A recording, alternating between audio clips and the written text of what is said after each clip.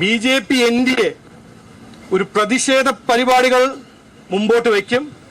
ജനങ്ങളുടെ മുമ്പിൽ ഈ സത്യം വീട് വീടായിട്ട് ജില്ലാ പഞ്ചായത്ത്, മുനിസിപ്പാലിറ്റി, കോർപ്പറേഷൻ വീട്ടിൽ പോയി ഈ 9 കൊല്ലം എന്ത് നടന്നു അതിന്റെ സത്യം മുമ്പോട്ട് വയ്ക്കും.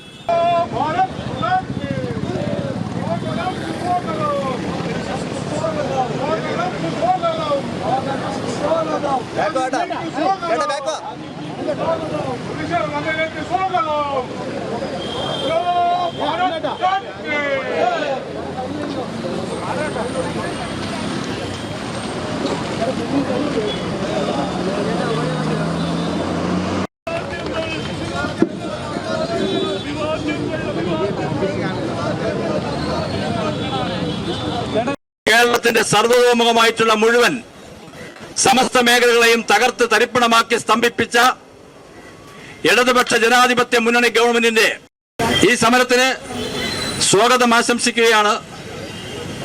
ഭാരതീയ ജനതാ പാർട്ടിയുടെ സംസ്ഥാന അധ്യക്ഷനും NDAയുടെ സംസ്ഥാന ചെയർമാൻ കൂടിയായിട്ടുള്ള രാജീവേട്ടന് BJPയുടെ സംസ്ഥാന അധ്യക്ഷ പദവി ഏറ്റെടുത്തത് മുതൽ കേരളത്തിന്റെ വികസിത കേരളം എന്ന ആശയവുമായി മുന്നോട്ട് പോയിക്കൊണ്ടിരിക്കുന്ന സമാരാധ്യനായ രാജീവ് ചന്ദ്രശേഖർജിയെ NDAയുടെ തിരുവനന്തപുരം ജില്ലയുടെ NDAയുടെ വൈസ് ചെയർമാൻ, മുൻ അധ്യക്ഷൻ, BJP ലോക് ജനശക്തി പാർട്ടി സംസ്ഥാന അധ്യക്ഷൻ ശ്രീ രാമചന്ദ്രൻ, അദ്ദേഹത്തെ സ്വാഗതം ആശംസിക്കുന്നു. വികസിത കേരളം എന്ന ഏറ്റവും പുതിയ ആശയവുമായി കേരളത്തിൽ ഇന്ന് ഏറ്റവും ശ്രദ്ധേയമായ മുദ്രാവാക്യത്തോടുകൂടി മാറ്റമുണ്ടാകും എന്നുള്ള ഉറച്ച പ്രതിജ്ഞയുമായി നയിക്കുന്ന BJPയുടെ സംസ്ഥാന അധ്യക്ഷനും NDAയുടെ ഞങ്ങളുടെ പ്രിയപ്പെട്ട ആരാധനായ നേതാവുമായിട്ടുള്ള പ്രിയപ്പെട്ട രാജീവ്ജി, ശ്രീ കൃഷ്ണപ്രസാദ് ഏട്ടൻ, കുമ്മനം ഉൾപ്പെടെയുള്ള NDAയുടെ പ്രമുഖരായ നേതാക്കന്മാരെ, പ്രിയമുള്ളവരെ, BDJSന്റെ സംസ്ഥാന അധ്യക്ഷൻ ശ്രീ തുഷാർ വെള്ളാപ്പള്ളി അധ്യക്ഷത വഹിക്കേണ്ട ഒരു മീറ്റിംഗ് ആണിത്. അടിയന്തരമായി SNDPയുടെ ഡയറക്ടർ ബോർഡ് യോഗം ചേർത്തലിൽ വെച്ച് കൂടേണ്ട സാഹചര്യം ഉണ്ടായതുകൊണ്ടാണ് പകരം ചുമതലക്കാരനായി എന്നെ ചുമതലപ്പെടുത്തി വിട്ടിട്ടുള്ളത്. ഞങ്ങൾ എത്തുന്നത് ശ്രീ തമ്പി മേട്ടുതറ ഇവിടെ സംസ്ഥാന വൈസ് പ്രസിഡന്റ് ഇവിടെ ഇരിപ്പുണ്ട്. BDJSന്റെ പ്രമുഖരായ NDA നേതാക്കന്മാർ ഇവിടെ ഇരിപ്പുണ്ട്.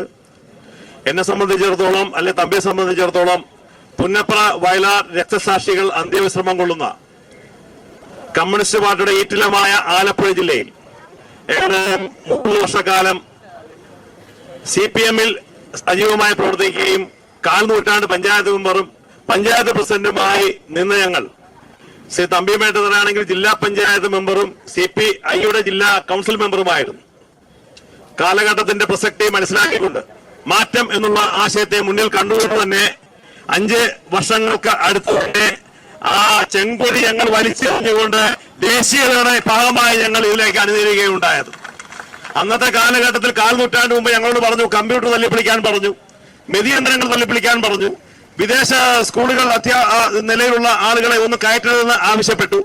ഞാൻ ഉൾപ്പെടെയുള്ള ആളുകൾ ജീവിക്കുന്ന രക്തസാക്ഷികളായി എന്റെ കാൽമുട്ട് ഉൾപ്പെടെ പരിക്കുപറ്റി പോളിടെക്നിക് സമരം ഉൾപ്പെടെയുള്ള സമരങ്ങളിൽ പങ്കെടുത്തുകൊണ്ട് വളരെ ആശയപരമായി ആ രാഷ്ട്രീയം ശരിമയുള്ളതാണ് എന്ന് കരുതിയാണ് ഞങ്ങൾ നിന്നതെങ്കിൽ ഇന്ന് ഈ വർത്തമാനകാല രാഷ്ട്രീയത്തിൽ ശ്രീ രാജീവ് ചന്ദ്രശേഖർജിയൊക്കെ നയിക്കുന്ന ദേശീയതയുടെ ഈ കാലഘട്ടത്തിൽ നിൽക്കുമ്പോൾ ബഹുമാനായ CPMന്റെ നേതാവ് ഗോവിന്ദൻ മാസ്റ്റർ പറഞ്ഞു, അദാനിയെയും അംബാനിയെയും സ്വാഗതം ചെയ്യുന്ന വർത്തമാനകാല രാഷ്ട്രീയമാണ് കേരളത്തിലുള്ളതെന്ന് പറഞ്ഞപ്പോൾ 5 വർഷം മുമ്പ് ഞങ്ങളെടുത്ത നിലപാട് എത്രയോ ശരിമയുള്ളതാണ് എന്ന് ബോധ്യപ്പെടുത്താൻ കഴിഞ്ഞ ഉചിതമായ രാഷ്ട്രീയ സാഹചര്യത്തിലാണ് ഇപ്പോൾ നിൽക്കുന്നത്. തീർച്ചയായും ഞാൻ നീട്ടുന്നില്ല. ഏറ്റവും പ്രസക്തമായ പ്രസംഗം നമ്മുടെ പ്രിയപ്പെട്ട രാജീവ്ജിയുടെയും കുമ്മനൻജിയുടെയും കൃഷ്ണപ്രസാദിയുടെയൊക്കെയാണ്. കഴിഞ്ഞാലും അദ്ദേഹത്തിന്റെ അഭിപ്രായം കേൾക്കുവാൻ കേരളം കാതോർക്കുകയാണ്. കാരണം വികസന രാഷ്ട്രീയം, വികസനോത്ഭവമായ കേരളം എന്നുള്ള ആശയം പുതുമ നിറഞ്ഞതല്ലെങ്കിൽ പോലും ആ ആശയവുമായി ബന്ധപ്പെട്ട് ഇടതിനും വലതിനും കഴിയാതിരുന്ന കാര്യങ്ങൾ ദേശീയയുടെ ഭാഗമായി നരേന്ദ്രമോദിജി നയിക്കുന്ന NDA സർക്കാരിന് കഴിയും. അത് കേരളത്തിൽ നടപ്പിലാക്കാൻ കഴിയുമെന്ന് പ്രഖ്യാപിച്ചുകൊണ്ട് തന്നെയാണ് നമ്മൾ ഈ സമരത്തിൽ മുന്നോട്ട് പോകുന്നത്. അതുകൊണ്ട് തന്നെയാണ് ഈ വാർത്തകൾ ഇല്ലെങ്കിൽ പോലും വാർത്തകളിൽ രാജീവ്ജി ഇടം തേടുന്നത്. ഈ 2 ദിവസം മുമ്പ് ഉണ്ടായ വാർത്തയിൽ ചാനൽ റേറ്റിംഗ് കൂട്ടുവാൻ രാജീവ് ജിയുടെ പേരെടുത്ത് പറഞ്ഞുകൊണ്ട് BJP-യിൽ എന്തൊക്കെയോ പ്രശ്നം എന്ന് പറഞ്ഞുകൊണ്ടാണ് വാർത്തകൾ ഉണ്ടായിട്ടുള്ളത്. തീർച്ചയായും അതിനെ സംബന്ധിച്ച് ഞങ്ങൾക്ക് പറയുവാനുള്ളത് അത്തരം വാർത്തകളാണെങ്കിലും ഏത് വാർത്തകളാണെങ്കിലും ഇന്ത്യയെ ഇന്ന് കേരളം ഭരിക്കാൻ പോകുന്ന ഒരു വലിയ രാഷ്ട്രീയ തുടക്കത്തിന് കാറ്റുവയ്ക്കുകയാണ്. ഈ കേരളം ആകെ ഇന്നേ ദിവസം വൈകുന്നേരങ്ങളിൽ കേരളത്തിലുള്ള വിവിധ പഞ്ചായത്തുകളിൽ NDAയുടെ ആഭിമുഖ്യത്തിൽ ശക്തമായ പ്രതിഷേധം ഞങ്ങൾ രംഗത്തേക്ക് വരുന്നത്. അത് ഇടതിനെയും വലതിനെയും ഒപ്പം നേടാൻ കഴിയുന്ന രൂപത്തിലേക്ക് കേരളം സജ്ജമാകുകയാണ്. കേരളത്തിൽ BJP സജ്ജമായി കഴിഞ്ഞു, NDA കൂടി അക്കൂട്ടത്തിൽ സജ്ജമാകുകയാണ്. ആ സജീവതയിൽ BDJS-ന്റെ പങ്കാളിത്തം വ്യക്തമായി തന്നെ ഉണ്ടാകുമെന്ന് പ്രഖ്യാപിച്ചുകൊണ്ട് ഇന്നത്തെ യോഗം ഉദ്ഘാടനം ചെയ്യാൻ ബഹുമാനായ പ്രിയപ്പെട്ട നമ്മുടെ BJP-യുടെ അധ്യക്ഷൻ ഇവിടെ എത്തിച്ചേർന്നിട്ടുണ്ട്. ഇന്ന് ലോക ജനത, ലോക മലയാളി ഏറെ ആദരിക്കുന്ന മഹത്തായ വ്യക്തിത്വം, കേരള രാഷ്ട്രീയത്തിന് പുതിയ സംഭാവന ചെയ്യാൻ കഴിയുന്ന വ്യക്തിത്വം, NDA എന്ന് പറയുന്ന ആശയം കേരളത്തിൽ ഭരണത്തിലേക്ക് കാലെടുത്ത് വയ്ക്കാൻ പോകുന്ന അദ്ദേഹത്തിന് വിജയാശംസകൾ നടന്നുകൊണ്ട് ഈ ധർണ ഉദ്ഘാടനം ചെയ്യാൻ വിനയപ്രസം ക്ഷണിക്കുന്നു. നമസ്കാരം.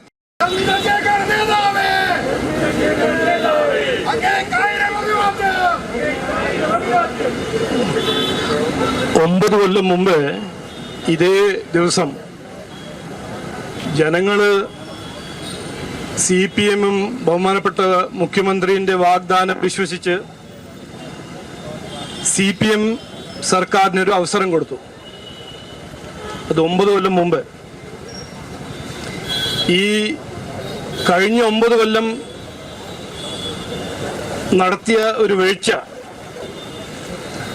അതിന് ഒരു സ്ലോഗനാണ് കേരളം വീണ പതിറ്റാണ്ട്.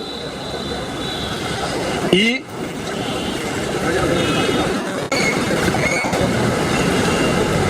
10 കൊല്ലം എന്ത് നടന്നു, ആര് എന്ത് ചെയ്തു എന്ന് ഇന്ന് ഒരു ഓർമ്മ വെക്കുന്നൊരു ദിവസമായിട്ടാണ് ഞങ്ങൾ കാണുന്നത്. 2014 മുതൽ 2016 വരെ കോൺഗ്രസ് ഭരിച്ചു. ഇവിടുന്ന് 8 മന്ത്രിമാര് കോൺഗ്രസ് ഭരിക്കുമ്പോൾ കേന്ദ്ര സർക്കാരിൽ UPA സർക്കാരിൽ മന്ത്രിമാരായിരുന്നു. ആ 5 കൊല്ലം കോൺഗ്രസ് നാടിനു വേണ്ടി ഒന്നും ചെയ്തില്ല. അവര് ചെയ്തത് അഴിമതിയും പ്രീണ രാഷ്ട്രീയം. ഇത് മറക്കരുത്, ഞങ്ങൾ മറക്കാൻ സമ്മതിക്കില്ല. ജനങ്ങൾ മടുത്ത് കോൺഗ്രസ് വേണ്ടെന്ന് പറഞ്ഞ് 2016 ബഹുമാന മുഖ്യമന്ത്രിന്റെ LDF-ന് ഒരു അവസരം കൊടുത്തു. ഈ 9 കൊല്ലം കേരളം വീണ പതിറ്റാണ്ടില് എന്ത് നടന്നു? അഴിമതി, ദുർഭരണം, പ്രീണ രാഷ്ട്രീയം, ഇക്കണോമിക് മിസ്മാനേജ്മെന്റ്. ഇതാണ് നടന്നത് ഈ 9 കൊല്ലം. അതിന്റെ ഫലമാണ് ഇന്ന്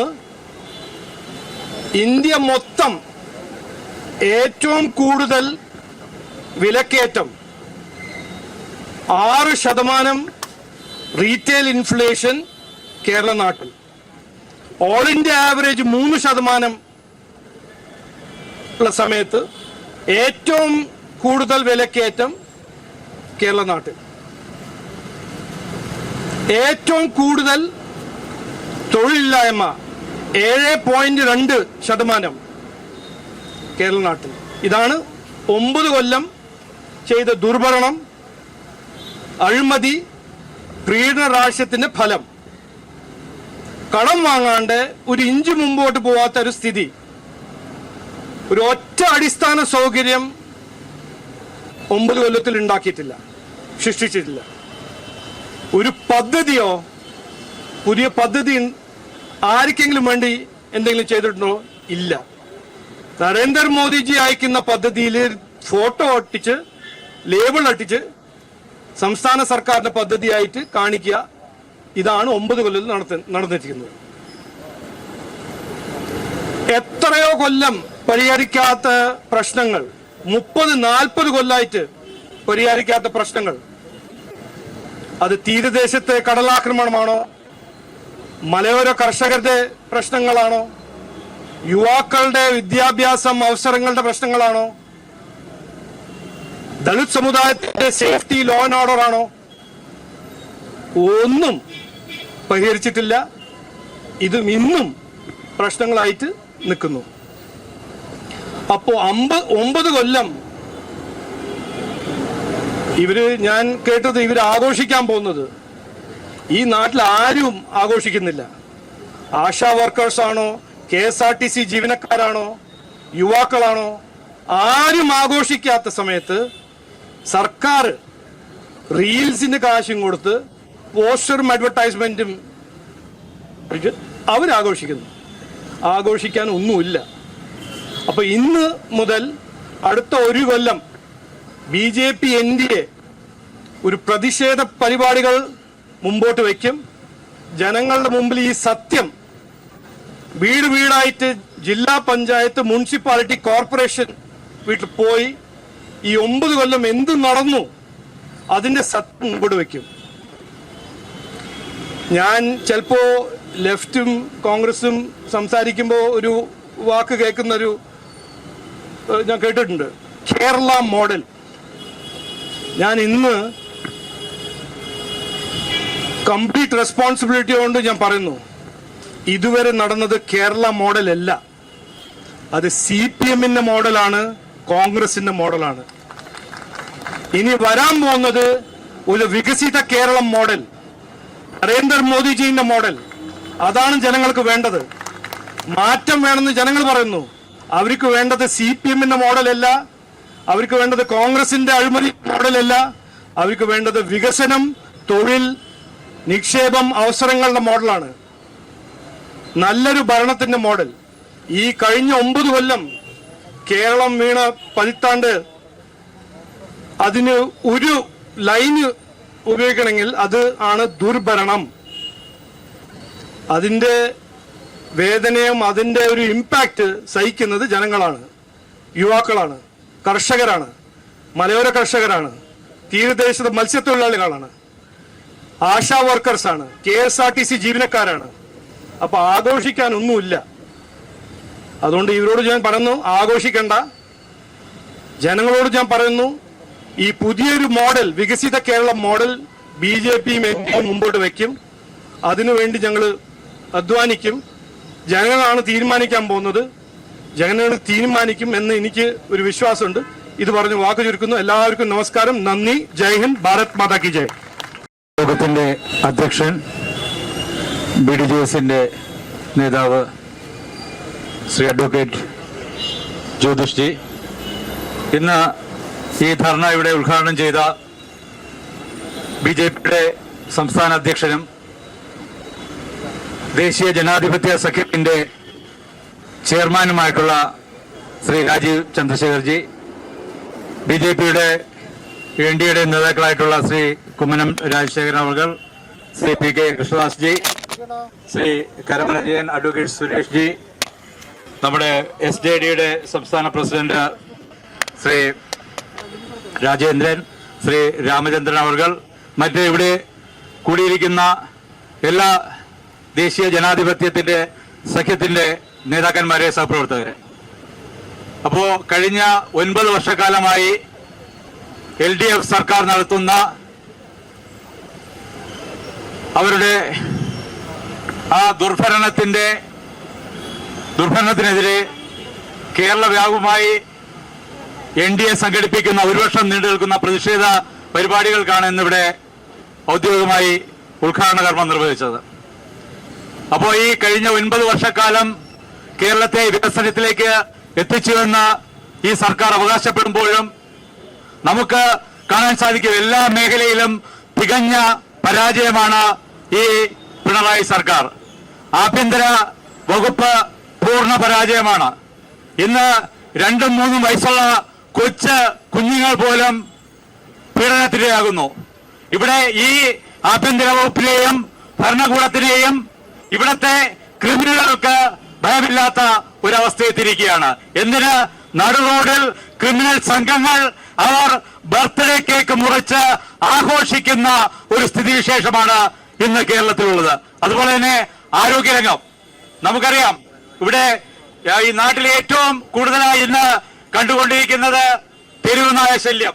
നേരത്തെ പേപ്പട്ടി ആക്രമണം ഉണ്ടായിക്കഴിഞ്ഞാൽ അല്ലെങ്കിൽ തെരുവുനായ ആക്രമണം ഉണ്ടായാൽ ഇവിടെ എല്ലാ ആളുകളും നേരെ നമ്മുടെ ഏതെങ്കിലും പ്രദേശത്തെ ആശുപത്രികളിലേക്ക് പോയി ഒരു ഇഞ്ചക്ഷൻ എടുക്കും. എന്താണ്? Anti rabies vaccine. ഇന്ന് വാക്സിൻ എടുത്ത ആളുകൾ പോലും ഇന്ന് സുരക്ഷിതരല്ല. ആ വാക്സിൻ എടുത്ത ശേഷം ഈ ആക്രമിക്കപ്പെടുന്നവർ, തെരുവുനായുടെ ആക്രമണത്തിന് ഇരയാകുന്ന പിഞ്ചു കുഞ്ഞുങ്ങൾ വരെ മരിച്ചു വീഴുന്ന കാഴ്ചയാണ് കേരളത്തിൽ. അപ്പോൾ ആരോഗ്യരംഗം എവിടെയാണ് നിൽക്കുന്നത്? അപ്പൊ ഈ ആന്റി റാബീസിന്റെ വാക്സിൻ ഇതിന്റെ ഗുണനിലവാരത്തെ സംബന്ധിച്ച് തന്നെ സംശയമുണ്ട്. അപ്പൊ എല്ലാത്തിലും അഴിമതിയാണ്. ഇപ്പൊ തന്നെ ദേശീയപാതയുടെ കാര്യം പറയുന്നു. എല്ലാം ദേശീയപാത എന്ന് പറയുന്നത് ഇവിടെ NDA സർക്കാരിന്റെ സംഭാവന തന്നെയാണ്. പക്ഷേ ഈ കരാർ കമ്പനികളിൽ നിന്ന് എത്ര കോടി ഈ സർക്കാർ, LDF സർക്കാർ കോഴയായി വാങ്ങിയിട്ടുണ്ടെന്ന് ഇവിടുത്തെ ജനങ്ങൾ അല്ലെങ്കിൽ നിങ്ങൾ ഓരോരുത്തരും പരിശോധിക്കണം. അതിന്റെ എല്ലാം ഭാഗമാണ് ഇന്ന് കാണുന്ന ഈ തകർച്ച. ഞാൻ എന്തായാലും ദീർഘിപ്പിക്കുന്നില്ല. ഈ വിഷയങ്ങൾ ഉന്നയിച്ചുകൊണ്ട് ഈ സർക്കാരിന്റെ ഭരണപരാജയങ്ങൾ ചൂണ്ടിക്കാണിച്ചുകൊണ്ട് ഈ കേരളത്തിൽ NDAയുടെ നേതൃത്വത്തിൽ നരേന്ദ്രമോദിയുടെ വികസന കാഴ്ചപ്പാട് മുന്നോട്ട് വെച്ചുകൊണ്ടാണ് ഈ NDA നേതൃത്വം മുന്നോട്ട് പോകുന്നത്. ഈ വരാൻ പോകുന്ന തദ്ദേശ സ്വയംഭരണ സ്ഥാപനങ്ങളിലേക്ക് നടക്കുന്ന തെരഞ്ഞെടുപ്പിൽ അതിന്റെ ഒരു വ്യക്തമായ ദൃശ്യം കേരളത്തിൽ നമുക്ക് കാണാൻ സാധിക്കും. നമുക്ക് ഓരോരുത്തർക്കും കാണാൻ സാധിക്കും എത്രത്തോളമാണ് നരേന്ദ്രമോദിയെ അല്ലെങ്കിൽ കേന്ദ്രത്തെ, BJPയെ, NDA കേരളത്തിലെ ജനങ്ങൾ കൈനീട്ടി സ്വീകരിക്കുന്നതെന്ന് നമുക്ക് വരും ദിവസങ്ങളിൽ തന്നെ മനസ്സിലാക്കാമെന്ന് മാത്രം പറഞ്ഞുകൊണ്ട് ഇന്ന് ഈ പ്രതിഷേധ ധർണയ്ക്ക് എല്ലാവിധ അഭിവാദ്യങ്ങളും അർപ്പിച്ചുകൊണ്ട് നടത്തുന്നു. ജയ് ഹിന്ദുസ്ഥാൻ. ഇവിടെ സന്നിധരായിരിക്കുന്ന വിവിധ സംഘടനാ നേതാക്കന്മാരെ, ഇന്ന് പിണറായി സർക്കാരിന്റെ 9ാം വാർഷികമാണ്. 10ാം വയസ്സിലേക്ക് പ്രവേശിക്കുകയാണ്. മോഡി സർക്കാർ 10 വർഷം പൂർത്തിയാക്കിക്കൊണ്ട് അടുത്ത ടേമില് 1 വർഷം പൂർത്തിയാക്കി അതിന്റെ വാർഷികാഘോഷങ്ങൾ നടക്കുകയാണ്. കേന്ദ്ര സംസ്ഥാന സർക്കാരുകളോട് വാർഷികാഘോഷങ്ങൾ നടക്കുകയാണ്. ഈ അവസരത്തിൽ ജനങ്ങൾക്ക് കിട്ടുന്ന ഏറ്റവും വളരെ പരമപ്രധാനമായ ഒരു അവസരമാണ് ഈ 2 സർക്കാരുകളെയും വിലയിരുത്തുക എന്നുള്ളത്. നീതി ആയോഗിന്റെ ഏറ്റവും സുപ്രധാനമായ ഒരു യോഗമാണ് 2 ദിവസം മുമ്പ് ഡൽഹിയിൽ നടന്നത്. കേരളത്തിന്റെ മുഖ്യമന്ത്രി പങ്കെടുത്തില്ല. മറ്റു പല സംസ്ഥാനങ്ങളിലും എന്തുകൊണ്ട് കേരളത്തിന്റെ മുഖ്യമന്ത്രി പങ്കെടുത്തില്ല? ഏറ്റവും പരമപ്രധാനമായ സമ്മേളനമാണ്. അടുത്ത 1 വർഷത്തേക്കോ അടുത്ത 5 വർഷത്തേക്കോ നടത്തേണ്ട വികസന പ്രവർത്തനങ്ങളെ കുറിച്ച് നമ്മുടെ നാട് എങ്ങോട്ടേക്ക് പോകണം എന്നുള്ളതിനെ കുറിച്ച് നൽകാൻ കഴിയുന്ന നീതി ആയോഗിന്റെ സമ്മേളനത്തിൽ നിന്നും കേരളത്തിന്റെ മുഖ്യമന്ത്രി എന്തുകൊണ്ട് വിട്ടുനിന്നു? മറ്റു പല സംസ്ഥാനങ്ങളുടെയും മുഖ്യമന്ത്രിമാർ പങ്കെടുത്തു. പ്രതിപക്ഷ കക്ഷികൾ ഭരിക്കുന്ന സംസ്ഥാനത്തെയും മുഖ്യമന്ത്രിമാർ പങ്കെടുത്തിട്ടുണ്ട്. ഇനി മോഡിയോടുള്ള വിരോധം കൊണ്ടാണെങ്കിൽ ആ വിരോധമുള്ള മറ്റു പല മുഖ്യമന്ത്രിമാരും ഉണ്ടാകും. അവരൊക്കെ എന്തുകൊണ്ട് പങ്കെടുത്തു? ഒരു കാര്യം വളരെ വ്യക്തമാണ്. കാരണം നീതി ആയോഗിന്റെ സമ്മേളനത്തിൽ അടുത്ത 1 വർഷത്തേക്കോ 5 വർഷത്തേക്കുമൊക്കെ വികസന പദ്ധതികളെ കുറിച്ച് ചിന്തിക്കുമ്പോൾ ഇനി ഈ അധികാര സ്ഥാനത്തും വിട്ടൊഴിഞ്ഞ് പോകാൻ വേണ്ടി ഈ നാട്ടിലെ ജനങ്ങൾ മുഴുവൻ വെറുക്കപ്പെട്ട ഒരു സർക്കാർ എന്നുള്ള നിലയ്ക്ക്, കേരളത്തിന്റെ മുഖ്യമന്ത്രി എന്നുള്ള നിലയ്ക്ക് ഇനി ഏത് സമ്മേളനത്തിൽ പങ്കെടുത്തിട്ട് എന്ത് പ്രയോജനം എന്നുള്ള ചോദ്യം അദ്ദേഹത്തിന്റെ ഒരു മനസാക്ഷി കുത്തായിട്ടുണ്ട് എന്നുള്ളത് കൊണ്ട് തന്നെയാണ് പങ്കെടുക്കാതിരുന്നത്. ഒരു സുപ്രധാനമായ സമ്മേളനത്തിൽ പങ്കെടുക്കാതിരിക്കുക എന്ന് പറഞ്ഞാൽ കേരളത്തിലെ ഇത്രയും ജനവിഭാഗത്തോട് ചെയ്യുന്ന ഏറ്റവും വലിയൊരു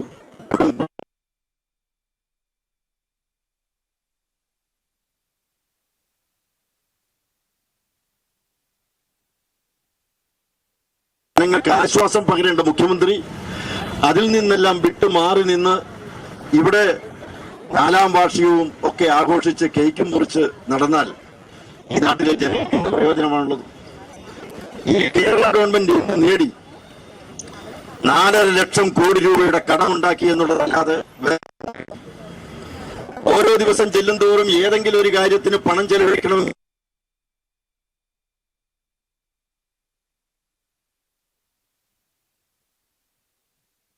ഈ നാട്ടിലെ വികസനത്തിന് വേണ്ടി എന്തെങ്കിലും ചോദിച്ചാൽ മനസ്സിലാക്കാം.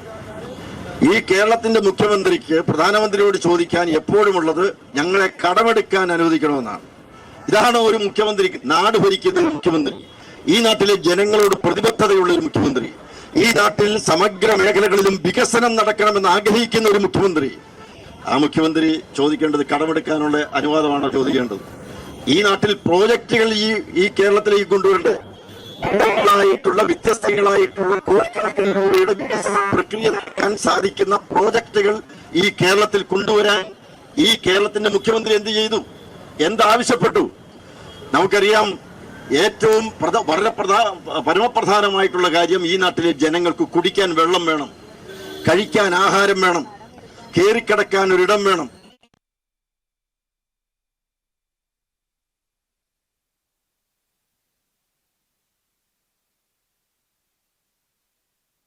ഇതൊക്കെയാണ് ഈ നാട്ടിലെ ജനങ്ങളുടെ അടിസ്ഥാന സൗകര്യങ്ങൾ. പക്ഷെ ഈ സർക്കാർ എന്ത് ചെയ്തു കൊടുക്കും? ഇതിനു വേണ്ടി എന്തെങ്കിലും ഈ പറയുന്ന അടിസ്ഥാന സൗകര്യങ്ങൾ ഈ കേരളത്തിലെ ജനങ്ങൾക്ക് ചെയ്തു കൊടുക്കാൻ കേരളത്തിന്റെ മുഖ്യമന്ത്രി, സർക്കാർ എന്തെങ്കിലും ഈ കഴിഞ്ഞ ഇത്രയും നാൾ ഭരിച്ചിട്ട് ചെയ്തു കൊടുത്തിട്ടുണ്ടോ? ഇല്ലല്ലോ, ഒരു കാര്യങ്ങളും ചെയ്തു കൊടുത്തിട്ടില്ല. ഇതെല്ലാം മോഡി സർക്കാർ ചെയ്തു കൊടുത്തതാണ്. കുടിക്കാൻ വെള്ളം ഇന്ന് ഏതാണ്ട് കുഗ്രാമങ്ങളിലെല്ലാം വെള്ളം എത്തിക്കഴിഞ്ഞു, കേന്ദ്രത്തിന്റെ പദ്ധതിയാണ്. വീട് വെക്കാൻ ഇന്ന് 2885 കോടി രൂപ നഗരങ്ങളിൽ വീട് വെക്കാൻ കേന്ദ്ര സർക്കാർ കൊടുത്തിട്ടുണ്ട്. 1181 കോടി രൂപ ഗ്രാമങ്ങളിൽ വീട് വെക്കാൻ കൊടുത്തിട്ടുണ്ട്. ഈ വീടുകൾ വെക്കാൻ പണം കൊടുത്ത് കേന്ദ്ര സർക്കാർ അടിസ്ഥാനപരമായ ആവശ്യങ്ങൾ, കേരളത്തിലെ ജനങ്ങളുടെ അടിസ്ഥാനപരമായ ആവശ്യങ്ങൾ നിറവേറ്റുകയാണ്. ഇതുപോലെ തന്നെയാണ് ഇപ്പോൾ പറയുന്നല്ലോ, കേരളത്തെ ദാരിദ്ര്യ വിമുക്ത സംസ്ഥാനമാക്കുമെന്നല്ലേ പറയുന്നു. ദാരിദ്ര്യമുക്ത സംസ്ഥാനമാക്കാൻ പോവുകയാണ്. അതിദാരിദ്ര്യർ വളരെ കുറവ്, 27,000 പേരേ ഉള്ളൂ. അവർക്കൂടി ഭക്ഷണം കൊടുത്തു കഴിഞ്ഞാൽ കേരളം ദാരിദ്ര്യ വിമുക്ത സംസ്ഥാനം. പക്ഷെ ഒരു കാര്യം, ഈ നാട്ടിലെ പാവങ്ങൾക്ക് 5 കിലോ അരി സൗജന്യമായിട്ട് കേന്ദ്രത്തിൽ നിന്നും കൊടുക്കുന്നുണ്ട് എന്നുള്ള യാഥാർത്ഥ്യം മറച്ചു വെച്ചുകൊണ്ടാണ് ഈ ദാരിദ്ര്യത്തെക്കുറിച്ച് സംസാരിക്കുന്നത്. ആ 5 കിലോ അരി കൊടുക്കുന്നത് കൊണ്ടാണ് ഈ കേരളത്തിൽ ദാരിദ്ര്യമില്ലാത്തത്. ഇന്നും സൗജന്യമായിട്ട് അരി കൊടുക്കുന്നു, പാവങ്ങൾക്ക് അരി കൊടുക്കുന്നു, വീട് വെക്കാൻ സൗകര്യം